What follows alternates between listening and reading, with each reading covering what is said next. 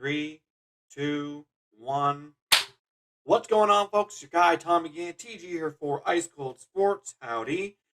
Good to be back here. Been a little while, but good to not see your beautiful faces because I can't see you people, but happy that I'm back on here. Uh, some exciting topics to talk about. I hope I'm gonna have this out Friday. Don't worry, it'll be out Friday, so that way this is still a relevant topic because by Saturday or Sunday it could become, kind of outdated, sort of. But whatever. Deion Sanders, could he be going to the University of Colorado? That is right now the question being asked. I mean, as you may know, I'm an alumni of the University of Colorado, and this would be an unbelievably huge get for CU. This broke last week that this might happen. Uh, it's been all different rumors thrown around. They're talking about being Colorado or Cincinnati or South Florida. It looks right now like the most likely is Colorado. Obviously, it's fingers crossed. I can't promise anything. For all I know, this will all be shattered in a couple of days. For all I know, he'll stay at Jackson State. That's very possible. However, I am as excited as I have been in a long time because this would revolutionize University of Colorado football and make them relevant, make us relevant for the first time in a long time. It would be just life, the most beautiful thing in my life. Besides, my God and my family and my country and all that, my friends I love a lot, but whatever. Besides all that stuff, one of the most beautiful things in my life would be the University of Colorado getting Neon Dion, Coach Prime Sanders. Woo boy. And I know my dad, I've talked to him about this, and he says, Tommy, he's going to use it as a stepping stone. It's just a stepping stone job for this guy. And I get that. I get that might be the case. Hopefully he doesn't do the Mel Tucker where he just, turns and runs at the quickest opportunity. He's at least around for a couple years. But I think that might be the case. I think he probably will stick around for longer than just, 1 or 2 years. And as long as that's the case, I think it's well worth it, even if he goes from here on to a bigger job somewhere else. Uh, I would just be overjoyed. On top of the amazing recruits we bring in, we keep the recruits. A lot of our top recruits here in Colorado leave and go out of state. A lot of them would stay in Colorado instead of leaving because Deion is here. It would be massive, it'd be gigantic. I know the CU basketball game is on. They're winning right now against Arizona State. And they're having "We Want Deion" chants. They got Deion signs. People are ready for you, Deion. And I believe this is the perfect place for you to go. And I'll tell you why. Colorado has a great football tradition, 1990 national champions. People forget that. You can recruit to Colorado if you really put in the effort and try. And it's one of the most beautiful places in the country. Incredibly gorgeous place. Place where people want to go, just want to be at right now. A growing market, the Denver market, great football market. You can win at Colorado. Great crowd. You go to Folsom Field, great environment there. This last year, even though they went 1-11, one game they did win, it was almost a sellout against California. Pretty incredible stuff, and that was right after we fired our head coach. So, Deion, and we'll see if you end up at Colorado. I obviously have to temper my expectations. It could all not work out. Uh, Hopefully, next time I do the podcast, I'll have my friends Henry Collins and Zach Lyons on, and we can be excited and popping champagne or whatever. But for now, fingers crossed. Let's see what happens. Coach Prime, we would love you in Boulder. Love you. Moving on, United States of America men's national team defeated Iran in the group stage to move on to the elimination stage, the round of 16. They won 1-0.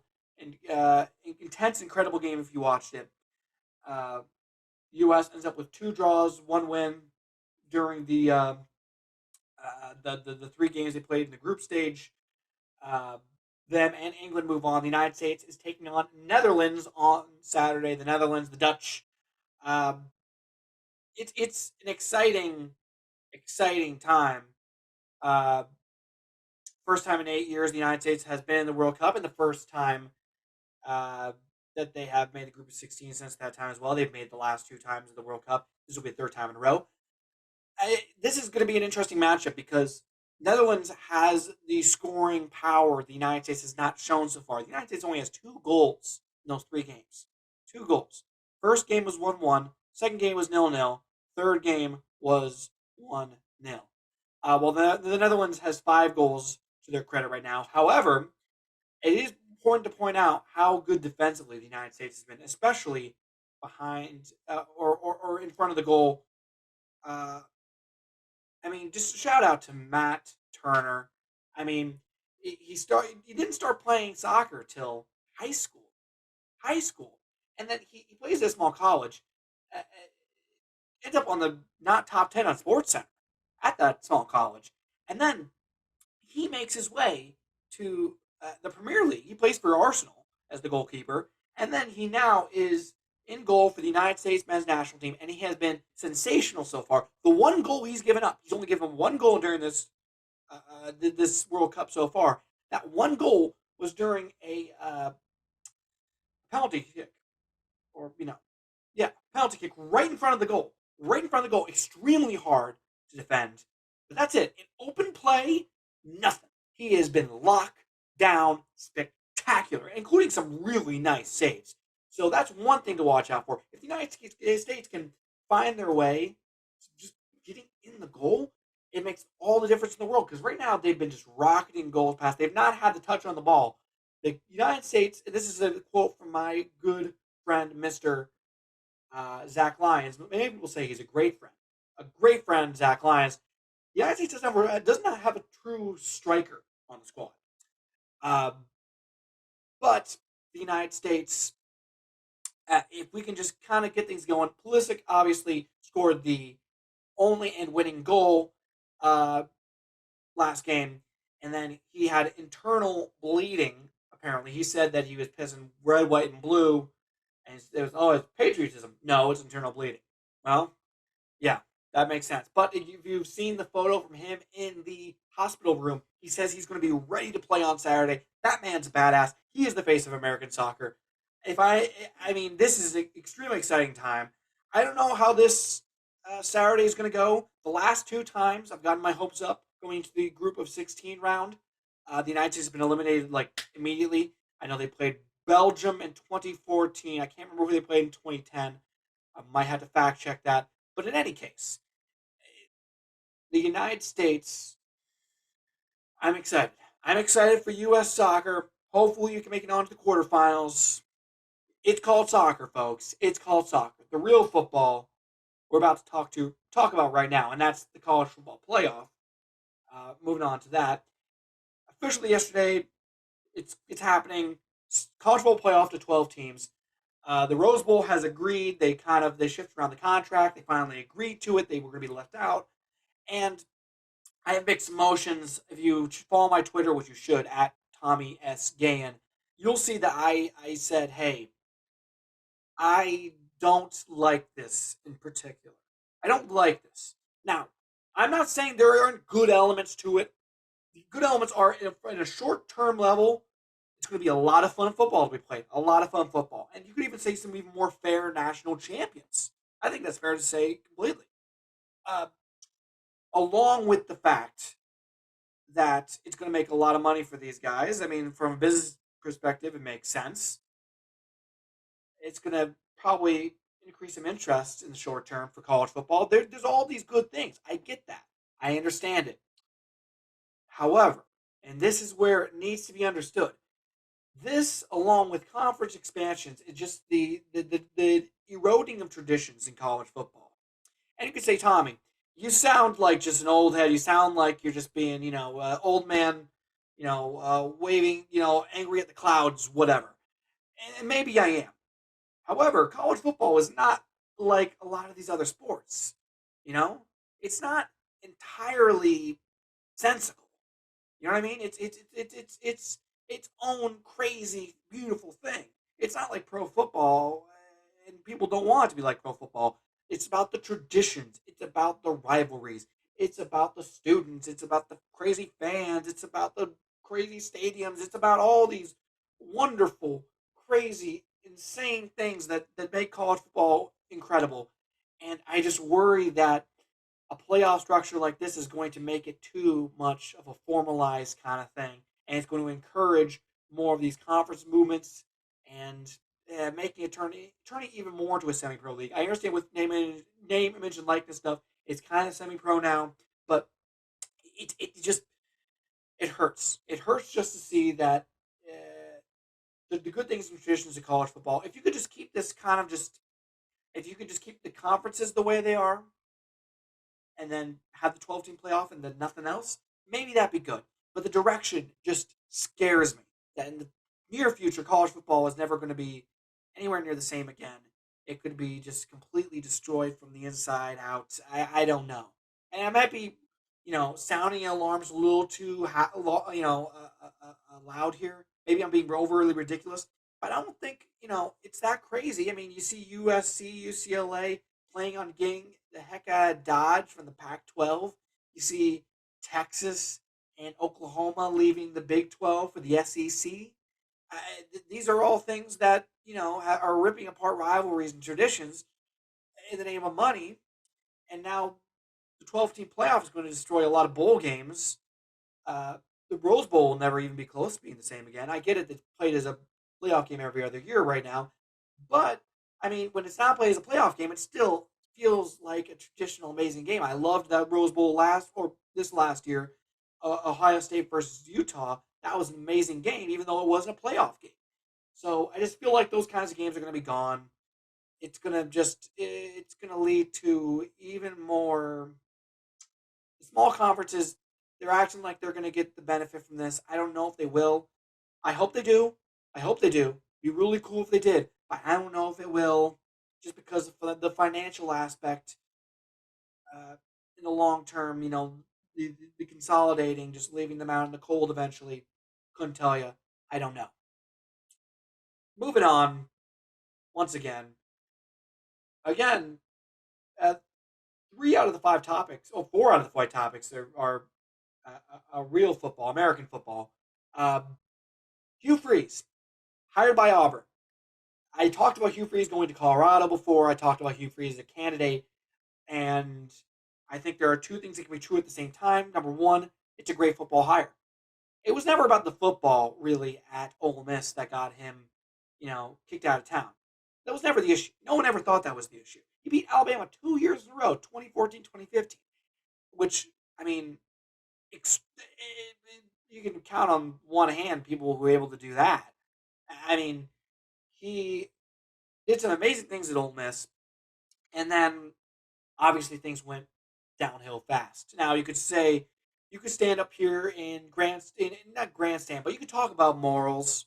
I know there was something with DMs with somebody, some type of accused, some type of DMs on Twitter controversy that came out. Although I saw the DM and it seemed a lot more like he was trying to explain something than he was trying to threaten or he was trying to intimidate. It seemed like he was just maybe it was not a wise thing to send, but it seemed like a more something from the I couldn't tell you. I couldn't tell you. I don't know the whole situation. I'm not going to sit here and defend him or whatever. All I know is I think for a lot of people he's redeemed a lot of things. I don't think he's as toxic as some people make him out to be.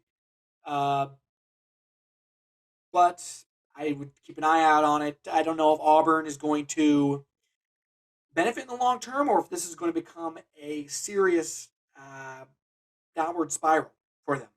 We'll see. Don't know. Couldn't tell you. Finally, last one, last topic. It's happening, folks. Deshaun Watson will play a game as a Cleveland Brown this Sunday against the Texans, his former team. What are the chances it was going to end up like that? That's crazy. Um, what can be said about the Watson case that hasn't been already said? You know what I mean?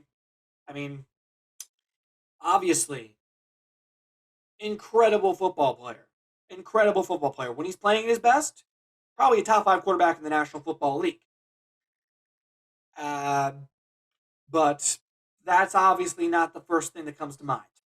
The controversy surrounding him is has mounted up, and uh, I don't know exactly where you go from it from right here. Uh, Purely talking football, he's going to be a step up at quarterback. I like Jacoby Brissett, but he is not anywhere near the caliber Watson is. Is it possible Watson could lead them on a run to bring him towards the playoffs? I don't know. Might be a little too late kind of situation. Uh, but gosh, it's difficult to difficult to get put into this talking about it. You can bemoan the Browns for making the decision to let him play, which you probably should, or not just letting him play, but paying him in the first place. Uh, but it is going to happen. And as a sports show, you got to talk about this kind of stuff. You got to talk about sports, and this is last time I checked sports. So I'm talking about sports. And Watson's going to be a better quarterback for him. I'll give him that. But it's obviously a situation that's going to be uh, volatile from a fan perspective, and I think from a PR perspective, and you know, we can talk about morals and ethics and all these things. Uh, Till we're blue in the face. Uh, but at the end of the day, Deshaun Watson is going to be putting on a jersey this Sunday, and the America will be watching. We'll see what happens. In any case, folks, thank you all for watching Ice Cold Sports or listening to Ice Cold Sports. Subscribe on Apple Podcasts. Subscribe on YouTube if you're a watcher. I watched The Watcher, the show on Netflix. It's okay. The real story, I think, is a little more interesting. That one's it's a little strange. I won't lie. Uh, but subscribe, Ice Cold Sports YouTube, Apple Podcasts, icecoldsports.com to get all the links and to read our blogs and all that kind of stuff. My blogs. Follow me on Twitter, Instagram, and the TikTok at Tommy S Gahan Gahan, and on Twitter for Ice Cold Sports. That's at Ice Cold SPRTS. Same with Instagram. Uh, Thank you all for watching or listening. Please subscribe. I love you all. I love you all. I love you all. Also, leave comments, like, 5 stars, all that stuff. Love you all. And this has been Ice Cold